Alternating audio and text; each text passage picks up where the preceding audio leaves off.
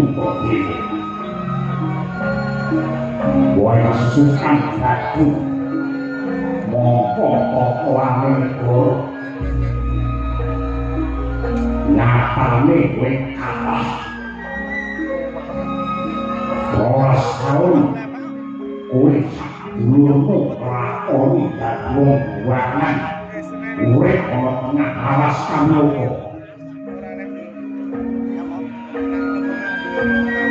Biyen akeh manungsa sing padha nyubya karo kowe.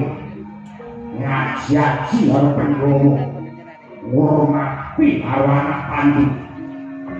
Dan saiki ampas berablas. Wis dadi wong larat kesakat. Wis dadi kere. Neng alas ra iso mangan. Tanggung mati kawiren.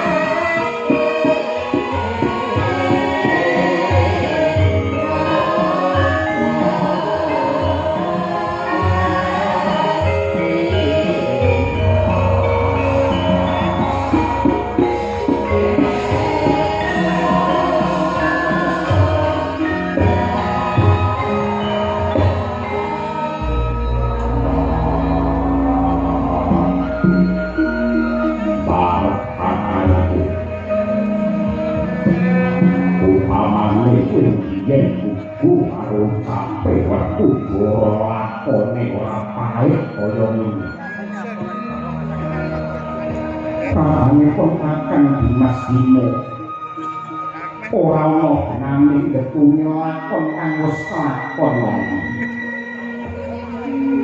Nami lakon sing kepungkur lakon sing kawuri. Kuwi kena kanggo mawas diri lan kandhani pakarti. Nadyan ditulis nganggo mansi kono dibungkus nganggo mutiara.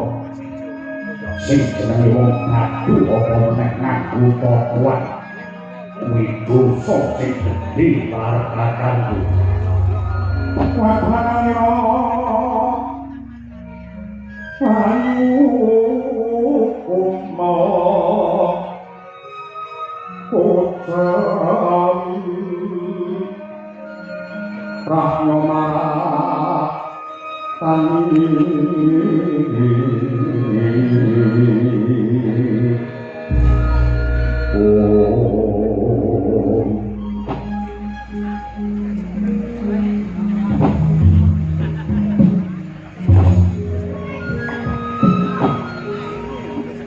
Dimas Werkudara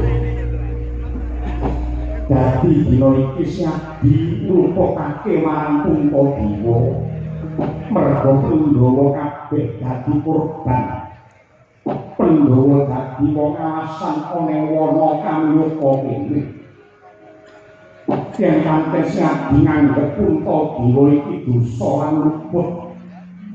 Dina iki aku arep nduk hukum nganggo cara sing kepilih aku mung bakal manut Werkudara. Mbah. Yen Pandhawa yen kulo urip rekoso kelabaran nang alas ya kurang kubur. Nami wara ati jadi sawan.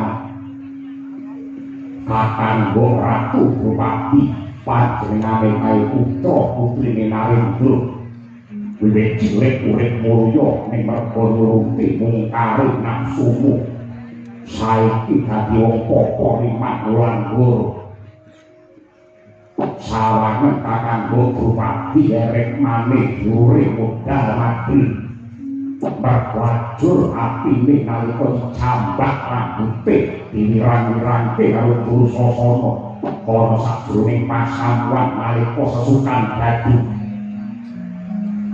Paten ora tegel lawan kahanane Mbak Luku Drupadi kaya ngono para Kundara ngerti yodi sing nyawang karo sing nglakoni kuwi rasane durung karuan padha sing nyawang karo sing nglakoni kuwi rasane durung karuan padha yen saka panganggepe Werkudara Mbak Yumu kae urip rekoso nanging yen manut ature Yayi Drupadi marang pun kakang malah batine rumangsa marem lan ayem merga bisa dadi wanita ingkang setya bekti marang guru laki jungguh lawan gawe para sepuh wanita ingkang setya duwi paribasan swarga nulung neraka katut urip mulya ora sulak urip rekoso ora nresula mula dadi rumangsa aja seneng ngukur wong liya kanggo ukurane dhewe sandangane wong liya sing trep ya sing duwe sandangan wong liya sing ora duwe sandangan aja melu nggo mergo sing mbok sawang karo sing disawang iki para mangsa akeh bedane bareng kejaba saka kuwi saiki marang kaki pikiran kahanane kawulamu ngamarta kang dhewe iki dicengkrem dening kamurkane Kurawa yen kawula ngamarta padha urip rekoso lan masyarakat sing dosa dipendhawa merga bejo cilaka mulya rekasane kawula ngamarta widadi tanggung jawabmu kowe kuwi ratu bab iki kudu mbok pikir banger bacing butet bening mulya rekasane wong sak negara iki dadi kewajibanmu kowe nyangga dosa gedhe ora bisa mulyake wong cilik Prambyakara ingkang wermaswa kalayon pinyoyan memanise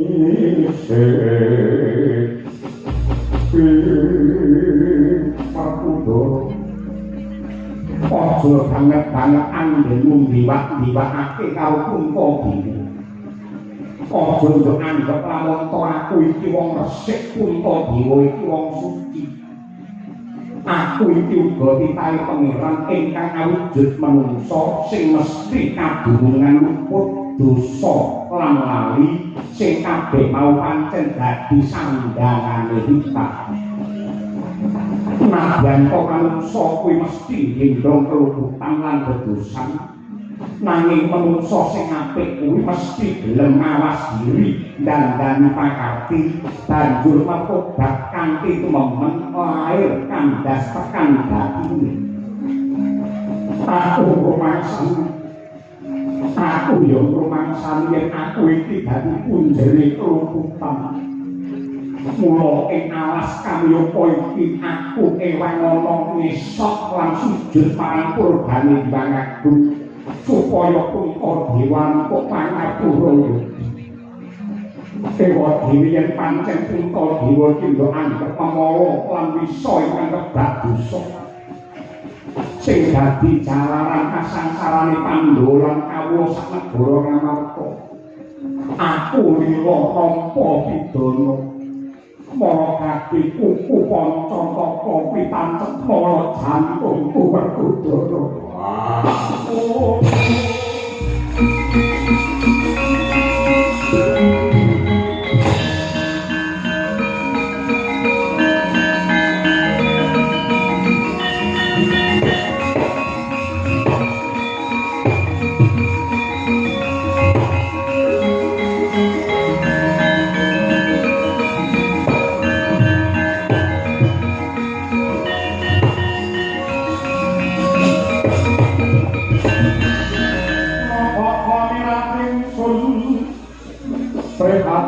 alas pokong ijel tutut tahapan pokaryo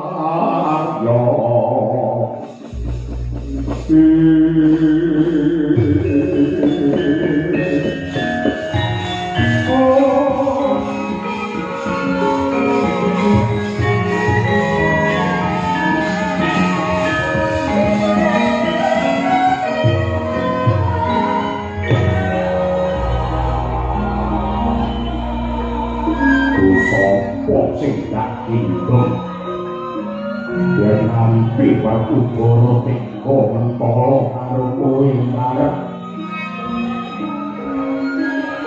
sing kami apa tangguh kowe sing kadiwati kowe tetep gak pundi-pundi tetep gak aji-aji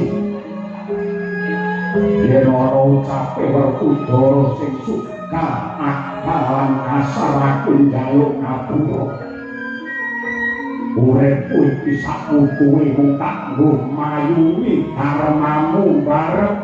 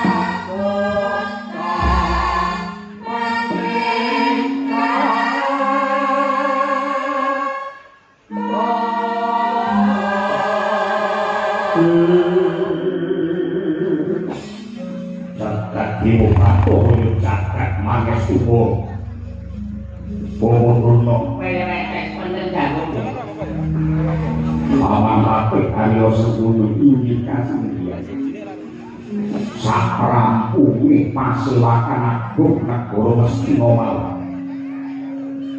aku nganti marang Sentara Praja kahanku Kurawa budal marang Kamiloko sing perlu ngece karo para Pandhawa sing dadi wong alasan wis 11 taun mung kali setahun dipameri panganan sing enak unjukan sing seger men saya kaliren men saya mudah lalu tadi nek ketemu karo wujude buta hidrat jogetan sing kaene kali joget dulu ning saya dikedaipun kados mekaten kedah ngertos kalian nyuwun sewu peraken aditoring sampun kabadan ing atasipun wiwite mawon sampun dalu yen mangke jejer surat Bapa Pitama niki mangke malah saya kesuwen. Pun ngaten kemawon. Mergo tiyang mirsani semonten kathahipun niku nuwun sewu boten butuh culuk, boten butuh wejangan, boten butuh pidato sing dinteni mung ego lange sinden. Yang mirsani niku jinise perni-werni wonten pancen nggatekke crita, nggatekke lakon, wonten sing nggatekaken piwulan, wonten sing mriki butuhe ndelok lelucon, wonten ugi sing butuhe mung ngarep nyawang sinden. Sing teko kene butuhe nyawang sinden wonge teko. Salah semonten kathah. Mila ing bapan dawuh kemawon Sopo Guri derek tepan sarta lan kiwanu. Kala tanpa rupa kula menika ratu saking negari Dewa Bathara atmajanipun Suwardi Prabu Nagakaya nami kula pun Nagakumbang. Prabu Nagakumbang asinggian jiwa. Yentosipun kula menika badhe minggah wonten singgil sowan ngarsa Paduka Siwun Prabu Duryudana kedadak wonten tata wates mriki pinanggih kaliyan Paduka Wira Sisandamel kula nyuwun panilah kula badhe matur. Paduka sing bakal nglakoni napa putra. Nuwun sewu tiyang sepuh kula. Rama Prabu Nagakaya rumiyin menika pejah ingkang nyirnakaken inggih satriya Ngastina utawi Ratu Ngastina Engundi ingkang kekasih Raden Pandhu utawi Prabu Pandhu Dewata. Sasampun saged kula jejer dados anak bisa mipul dhuwur mendem jero ngaromake asmane wong tuwa mulyakake tiyang sepuh ingkang sampun suwardi. Inggih nadyan nuwun sewu kabaripun Prabu Pandhu sampun seda ning Pandhulan anggadhahi tegak dhuwur ingkang naminipun Pandhawa Puntadewa Werkudara Janaka kembar Nakula Sadya. Kula kepengin mlebur cinta, kula kepengin males mati, gandeng sampun kawrupa bilih para Pandhawa menika mangsalipun Paduka Siwun Prabu Duryudana mujudaken wilit tunggil netra satru ing cangkrakan. Kula nyuwun panilah kula badhe babati para Pandhawa bagus.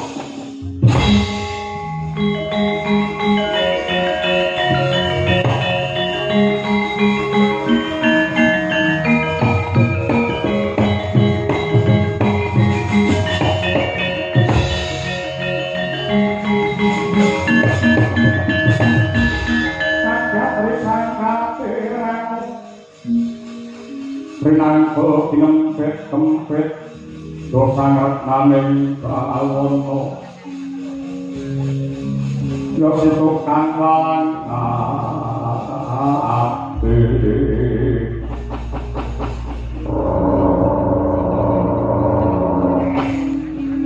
koyo aku wanci pangko papak obor sewu marang Duryudana krungu apa kang dadi kesatuanmu Prabu Nagakaya. Mesti wae Duryudana lirani yen perlu mangestoni, yen perlu bisa mateni para Pandhawa bakal ndak paring ganjaran gedhe. Separone negara Ngastina wenehake marang kowe aja gitu.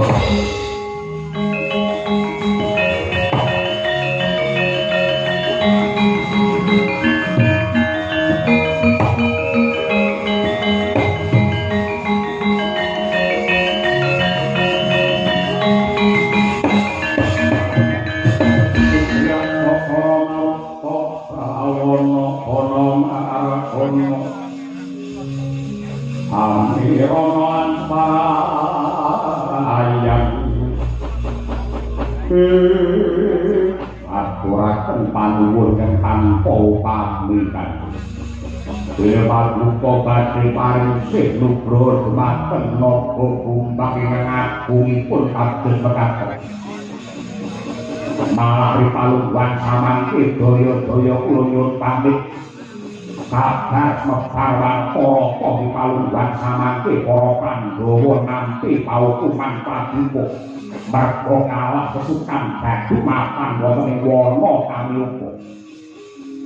Daya-daya kula nyuwun pamit lo tingkese para Pandhawa. Duga-duga digawati ati aja nganti keri Nagakumbang kedatongan.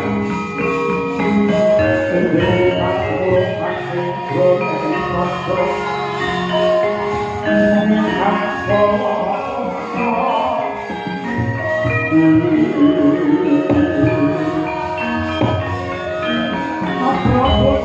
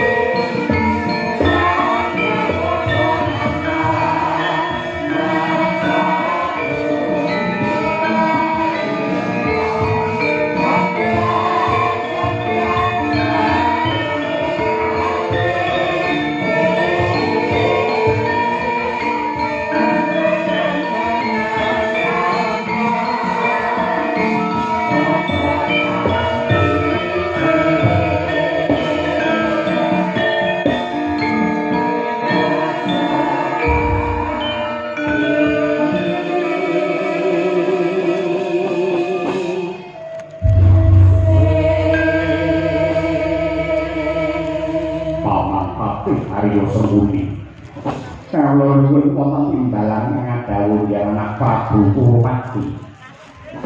Rumangsa bombong Kurawa rasane ngatiku padhang jinglan atinku. Anggenku mungkih srana supaya Pandhawa ndang mati sekarat ning wana Kamyuka. Ora urung bakal lakon. Nitik sagwane Prabu Nangga Kutan anjene kakali para Pandhawa. Meski tadi kalah sirnane tegak turun pamantan iki. Inggih lajeng anggenipun badhe dharma wisata dhateng wana Kamyuka. Paduka sangadhan Kurawa kanthi suka parisuka ngasta dhaharan kathah turun rasa unjukan kang seger lan lebet badhe dipun tindakaken bodho pinikahi. Meh para Pandhawa saya ngenes ngerti wong mangan enak unjul-unjul.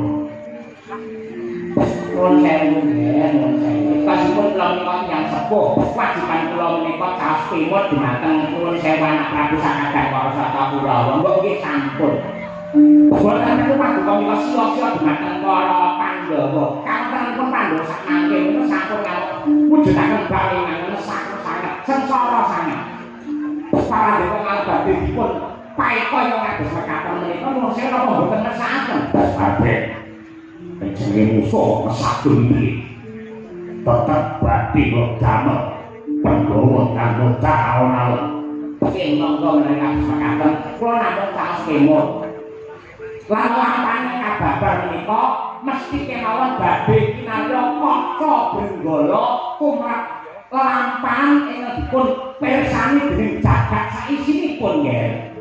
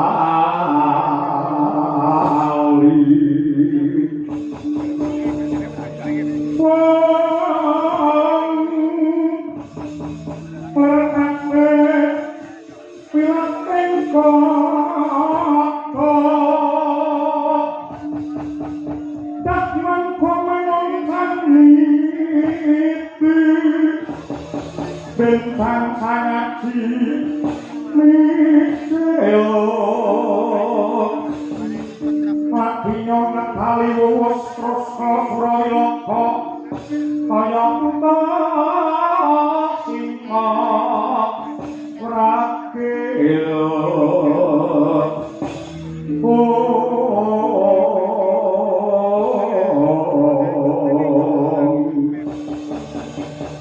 pasti tonggo dendamyo manambah boyo